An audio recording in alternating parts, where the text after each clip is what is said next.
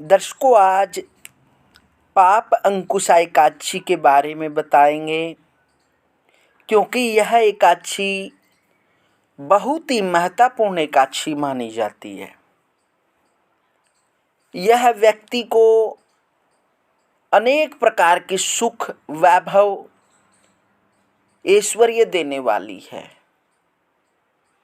और व्यक्ति को बाद में मोक्ष की प्राप्ति करवाती है और उसके आशीर्वाद से, विष्णु भगवान की कृपा से उसको अनेक प्रकार की वैभव लक्ष्मी प्राप्त होती है। यह एकादशी बहुत महत्वपूर्ण मानी जाती है। अश्विन मास की शुक्ल पक्ष की एकादशी को पाप अंकुशा एकादशी कहते हैं। यह एकादशी पाप रूपी हाथी को महावत रूपी अंकुश से भेदने के कारण पाप अंकुशा एकादशी कहलाती है। इस दिन भगवान विष्णु की पूजा करनी चाहिए एवं ब्राह्मणों को भोजन कराकर दक्षिणा देकर विदा करना चाहिए। इस एकादशी के व्रत रखने से समस्त पापों का नाश हो जाता है और पाप अंकुशा की एकादशी की व्रत कथा सुननी चाहिए या कहनी चाहिए। यदि जो भक्त श्रद्धा और भक्ति से इस व्रत को करता है, उस भक्त पर विष्णु भगवान की विशेष कृपा होती है। विंध्याचल पर्वत पर एक महाक्रूर बहेलिया रहता था, जिसका कर्म के अनुसार नाम भी क्रोधन था।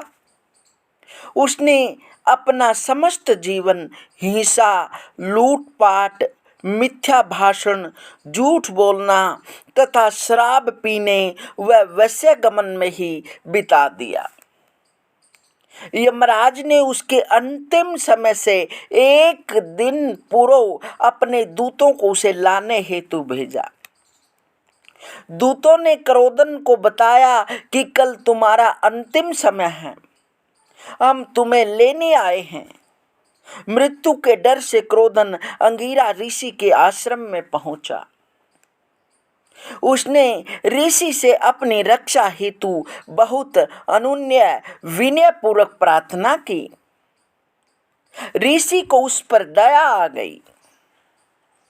उन्होंने उसे अश्विन शुक्ल की एकादशी का व्रत तथा भगवान विष्णु के पूजन का विधान बताया। संयोग से उस दिन एकादशी ही थी। क्रोधन ने ऋषि द्वारा बताए अनुसार एकादशी का विधिवत व्रत एवं पूजन किया। भगवान विष्णु की कृपा से वह विष्णु लोक को गया। उधर यमदूत हाथ मलते रह गए। दर्शकों, वैसे आम जन की धारणा होती है कि वह युवावस्था में अनेक प्रकार के पाप करते हैं, क्योंकि व्यक्ति की सहजता में बुद्धि भी विकसित नहीं होती। अनेक ठोकरों के बाद, अनेक कष्टों के बाद व्यक्ति को समझ में आती है। और कई तो इस संसार के अंदर, इस मृत्यु लोक पर, इस धरा पर ऐसे भी लोग हैं जिसको पता लग जाता है कि अब तू मृत्यु के लास्ट कगार पर है, अब मृत्यु की तू अंतिम शैया पर है, लेकिन वो अपने मन से, वाणी से, शरीर से बुरा करने का त्याग नहीं करते। वाणी से भी कटु वाक्य बोलते रहते हैं और शरीर को भी सोचते हैं कि मैं इस प्रकार का उपद्रव करूं, मैं इस शरीर द्वारा ये भोग भोगूं, और मन के अंदर भी अनेक बुरे विचार चलते रहते हैं। दर्शकों, कई बार व्यक्ति वृद्ध होने पर भी वह समझ नहीं पाता कि आखिर में यहाँ पर तेरा क्या है। जिसे तू इतना प्रेम प्यार करता है, जिसके लिए तू पाप करता है, आखिर वो तेरे को देंगे क्या?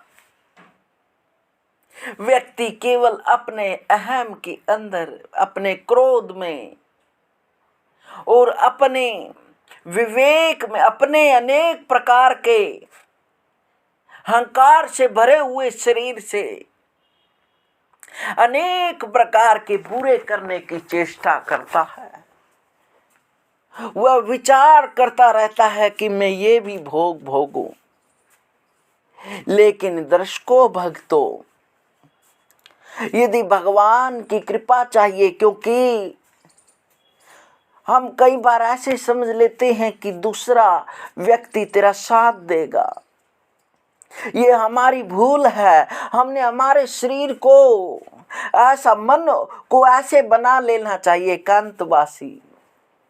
जितना मेरे प्रभु का एकांत में भजन करने का आनंद है, इतना आनंद कहीं मिल ही नहीं सकता।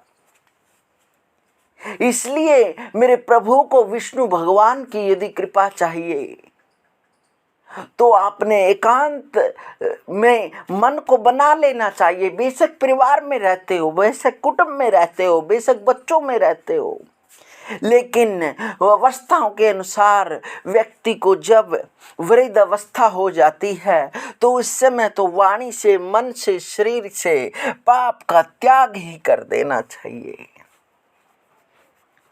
और जो भगत मन, वाणी, शरीर से पाप का त्याग कर देता है, भला उस व्यक्ति को यमराज कैसे बुरा दंड दे सकता? ऐसा हो ही नहीं सकता।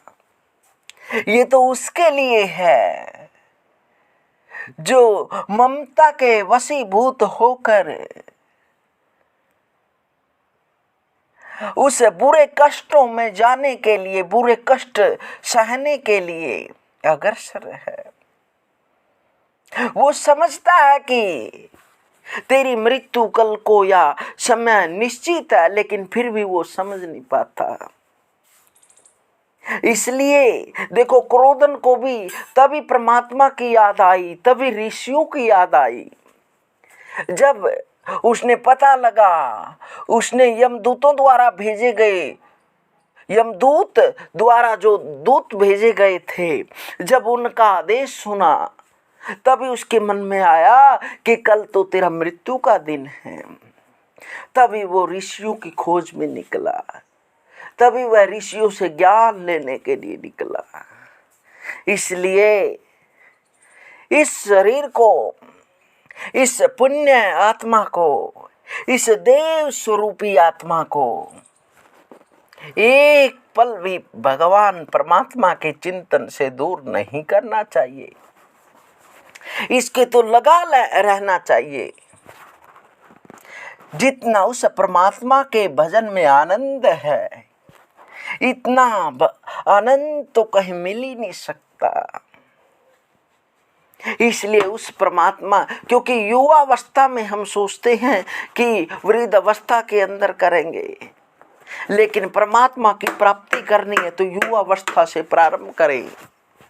वो तो गुण आपके बचपन से, युवा अवस्था से ही आते हैं, जो आपको उस अच्छे मार्ग की ओर लेकर जाते हैं। इसलिए अहंकार का त्याग करें, और जो वाणी में बुरे विकार हैं, शरीर में बुरा भोगने की चेष्टा है, वाणी रुक नहीं पाती, बुरे बुरे शब्द कहती है, तो इसको मन द्वारा रोको। आपने तो इस मन को वाणी, शरीर के अधीन कर लिया है। इससे दूर करें और मन को टिकाएं, अवश्य ही आपको भगवान की कृपा प्राप्त होगी। मिलते हैं दर्शकों अगली वीडियो में, तब तक हरि ओम, हरि ओम।